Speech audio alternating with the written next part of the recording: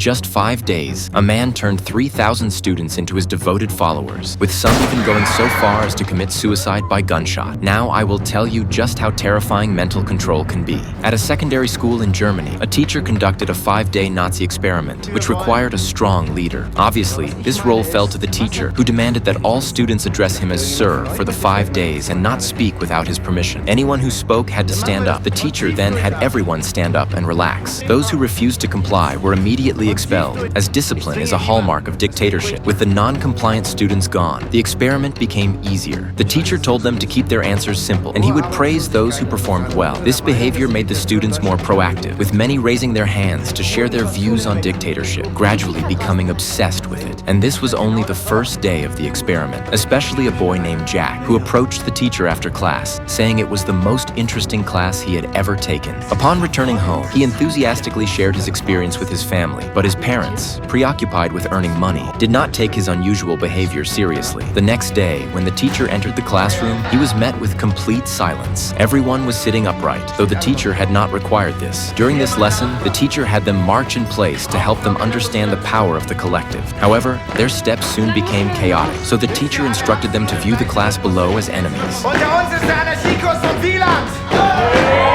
Und ich möchte erst den Putz von der Decke auf unsere Feinde! The students perked up immediately, and their steps gradually became unified. The force generated was so powerful it could collapse a bridge, leaving the class below stunned. The teacher then wrote Macht durch Disziplin on the blackboard, which was the core of this lesson. Dictatorship also meant that small groups could not be formed, and loyalty must be to the leader. So the teacher scattered the seats, having the high-performing and low-performing students sit together, making it easier for them to cheat during exams. This terrifying ideology gradually infiltrated every student's subconscious, and the class below had become their enemy. With a common enemy, they became more united, and the external symbol of the collective was the uniform. Identical clothing could eliminate wealth disparities and enhance a sense of belonging to the group. The teacher instructed them to wear common white shirts and jeans next time, which made everyone feel very cool. On the 3rd day of the experiment, the classroom was filled with students, but the group still had no name. The teacher asked everyone to suggest one, and after discussing ideas, they settled on The Wave. Then, a student's suggestion caught the teacher's interest, and the design naturally became the Wave's logo. However, this was still insufficient, as the teacher felt the Wave lacked some heat, which required the students' contributions. Some suggested creating a website for promotion, while others proposed turning the logo into a tattoo. Watching the students discuss so passionately, the teacher's face betrayed a faint, enigmatic smile, as the experiment's progress was faster than he had anticipated.